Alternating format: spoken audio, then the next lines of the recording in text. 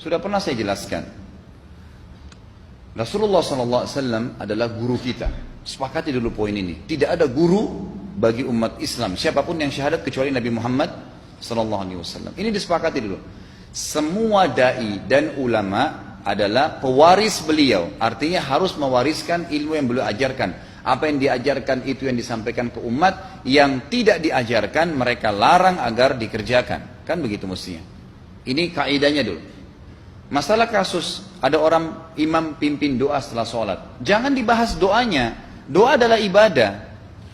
Tapi begini, sebelum anda kerjakan satu ibadah, tanya. Saya mau ziarah kubur. Jangan ziarah kubur sebelum anda tanya. Bagaimana Rasulullah SAW ziarah kubur. Agar jangan anda buat-buat ziarah kubur itu. Adanya orang taruh kembang di kuburan, siram air, buat batu nisan, pasang lampu, baca zikir-zikir di sana. Karena dia mau ziarah kubur semaunya sendiri.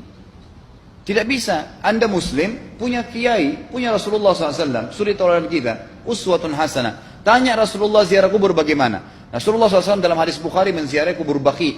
Datang, memberikan salam, mendoakan mereka, pulang. Nggak ada lagi yang lain. Nggak pernah Nabi SAW bawa kembang, siram kuburan karena sudah kering. Padahal Madinah panas 50 derajat, pecah-pecah tanahnya. Ada istilah di Indonesia kalau tanahnya pecah, kesian lagi diazab di bawah, kasih air, kasih kembang biar wangi, biar ditaruh kembang yang paling mahal. Kalau dia ahli maksiat tetap disiksa di bawah gitu kan. Jadi nggak bisa itu patokannya. Mau sholat, jangan pernah sholat dulu. Tanya Rasulullah sholat bagaimana, belajar 5 menit bisa. Oh rukunya begini, sujudnya begini, sama. Baru Allah terima. Tujuan Nabi SAW diutus untuk apa? Untuk dicontohi, diciplak hidupnya. Cara makannya, cara tidurnya, berpakaian, bahkan cara jalannya saja. Para sahabat contohnya, Nabi jalan begini. Bukankah ada hadis yang mengatakan sahabat berkata Rasulullah SAW kalau jalan seperti orang turun dari bukit. Mereka sampai membahasakan itu. Rasulullah pernah keluar kepada kami menyisir rambutnya dengan rapi ke arah sebelah kanan belakang. Ditunjukkan, gitu kan? Rasulullah SAW menyukai ini. Rasulullah SAW memakan dengan cara begini. Diajarkan kepada kita semua agar kita contohin. Yang jadi masalah bagi kita ini, kita selalu mau buat apa-apa yang tidak diperintahkan oleh Nabi SAW. Selalu alasannya baik. Sekarang kasus berdoa setelah sholat. Doa adalah ibadah, nggak ada masalah doa. Tapi kalau kita mau ikat antara sebuah ibadah dengan ibadah yang lain, tanya dulu. Rasulullah pernah ikat nggak? Pernah pertemukan nggak? Ziarah kubur dengan baca Quran. Ziarah kubur ibadah, baca Quran ibadah. Pernah nggak Nabi baca Quran di kuburan? Itu tanya. Nggak ada riwayat Nabi SAW pernah baca Al-Fatihah untuk orang mati atau baca di ayat Al-Quran. Datangkan dalilnya coba. Nggak ada satu hadis pun menjelaskan masalah itu. Lalu kenapa anda buat? Oh karena saya mau buat ibadah. Baik ibadah yang Nabi ajarin. Salam doain. Selesai. Jangan lebih daripada itu. Masa anda lebih pintar dari Nabi Muhammad SAW?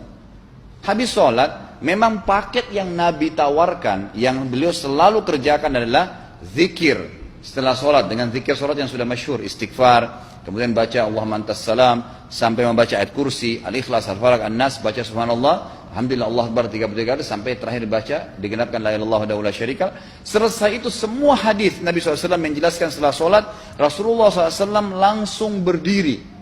Memang beliau tidak pernah berdoa habis sholat 5 waktu itu.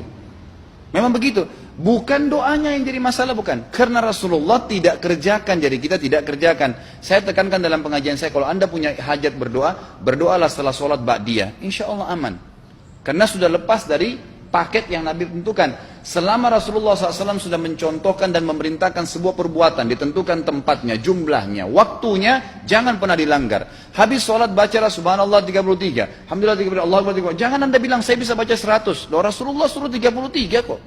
Ditentukan, jangan lebih pintar. Nanti setelah sholat, jangan ikutkan dengan paket rangkaian sholat ini. Di luar waktu sholat anda membaca 100, silahkan. Karena nggak ada penekanan di situ. Kalau ada penekanan waktu, tempat, dan jumlah, jangan dibantah. Anda pengikut Rasulullah atau bukan gitu kan? Harus jadi jelas. Yang membuat umat ini di Indonesia juga jadi masalah sekarang, karena mau buat sendiri. Semaunya sendiri. Kenapa akhi, kenapa Pak Kiai, kenapa Habib, kenapa Ustadz, kenapa buat ini? Bukankah Rasulullah tidak mencontohkan? Oh nggak apa-apa, ini kan baik. Loh, kalau semua orang berkata seperti anda, apa yang tertinggal dari agama kita? Kira-kira apa lagi yang tertinggal? Nggak ada kemurnian agama, karena semua orang mau buat semaunya. Gitu kan? Semaunya sendiri. Pindah rumah, baca berzanji. Apa itu berarti sejarah Nabi? Kenapa baca berzanji saudaraku? Rasulullah waktu pindah rumah pernah baca-baca gitu nggak? Nggak pernah. Kenapa dibuat? Anda muslim bukan? Muslim, ya saya harus ikuti. Kalau tidak akan terus ini mengakar nih. Anda buat satu bid'ah sekarang, bid'ah itu lawannya sunnah. Anak Anda akan buat 10 bid'ah, cucunya akan buat 100 bid'ah, akan banyak bid'ah merakar di masyarakat, dan agama akan ditinggalkan. Kemurnian sunnah akan hilang, gitu kan? Ini bahaya. Ingat, Nabi SAW mengatakan kepada kita dengan hadis yang sangat jelas. Hadis sahih riwayat Imam Ahmad bunyinya begini. Semoga Allah merahmati umatku yang menukil dariku seperti apa yang aku ajarkan atau sebutkan. Sampai ulama hadis mengatakan Nabi ucapin habis sholat astagfirullah, maka sahabat tidak ada berani menambah azim. Nggak ada sahabat yang bilang astagfirullah azim habis sholat, nggak ada. Astagfirullah saja karena Nabi ucapin itu. Mereka mengakui tidak lebih pintar daripada Nabi SAW. Kenapa kita harus tambah astagfirullahaladzim, wali walidayya, wali muslimin, panjang? Dari mana ini semua? Ditambah-tambah, diembel-embelin, kenapa? Akhirnya keluar dari ajaran Nabi Muhammad SAW. Ini masalah gitu kan? Kenapa harus dilakukan? Peringatan maulid Nabi sudah sering saya ingatkan. Anda tanya semua yang buat maulid, kapan maulid itu sejarahnya ada? Semua buku sejarah menjelaskan tahun 230 Hijriah. Nabi meninggal tahun berapa? 11 Hijriah. Gitu kan? 11 Hijriah. Lalu kenapa harus ada dilakukan? Dan dari mana sejarahnya? Yang membuat pertama adalah orang-orang Syiah.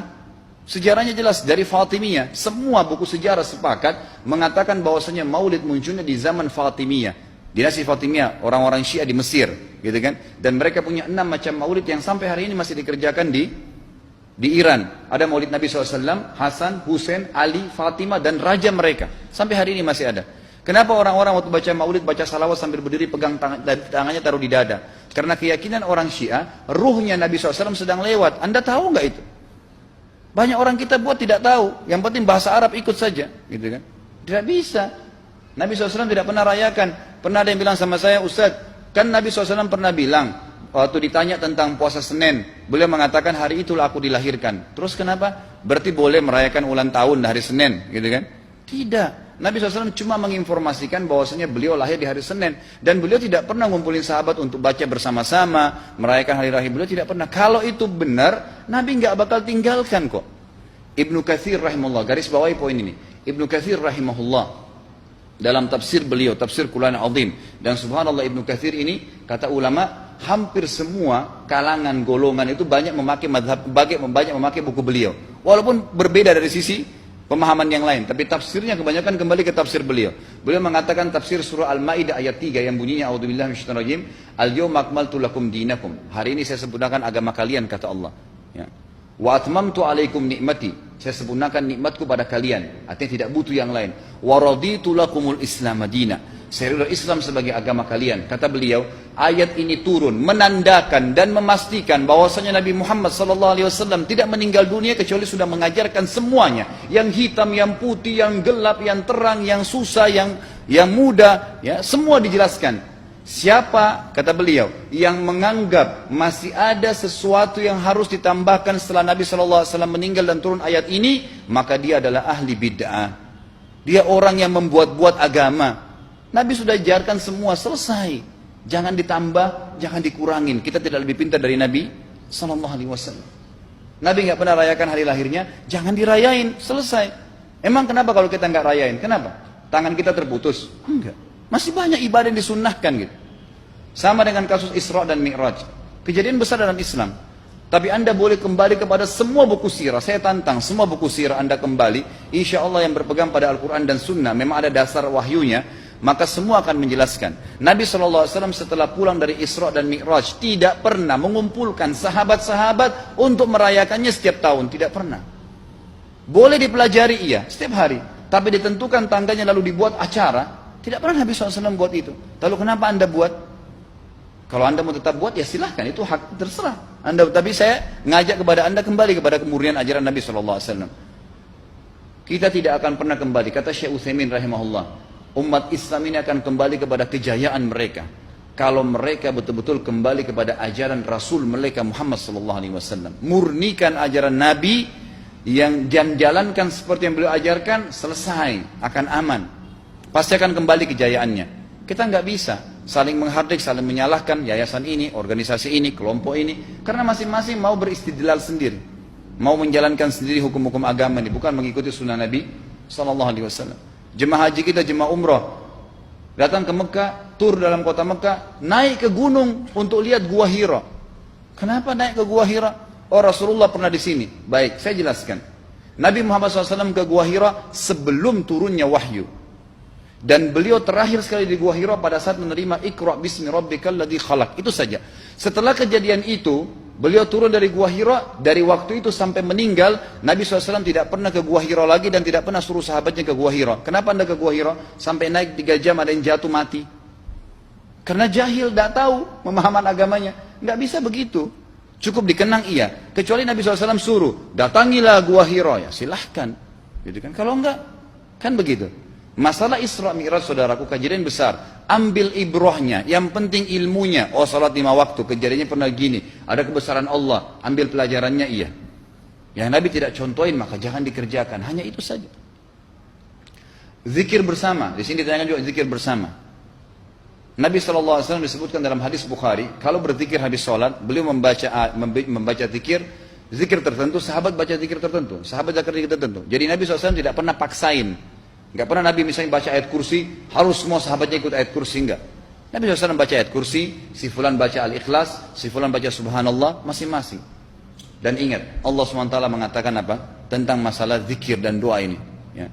Dikatakan, ya, kita harus berdoa kepada Allah, ya, wadunal jahri minal qawli bil gudui wal asal, wala takum minal ghafilin.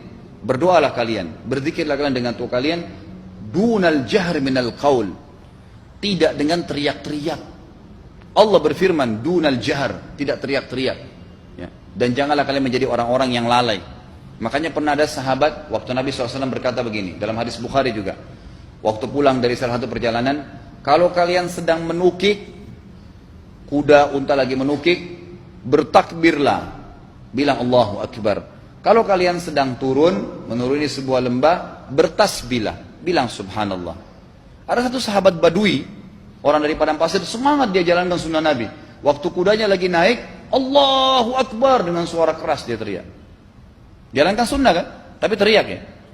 Apa yang terjadi? Nabi SAW panggil, ditepuk pundaknya, Nabi mengatakan, pelankan suaramu. Zat yang sedang kau panggil tidak tuli. Allahu Akbar. Cukup. Ada apa? Kecuali di medan perang lain nakutin musuh. Gitu kan? Untuk apa takutin kuda sendiri? Nggak perlu, gitu kan? Jadi mengikuti sunnah Nabi dengan ilmu yang benar itu akan membawakan ketenangan hidup. Yang buat kacau kita ini jadi kacau karena mau membumbu-bumbui macam-macam ditambah-tambah.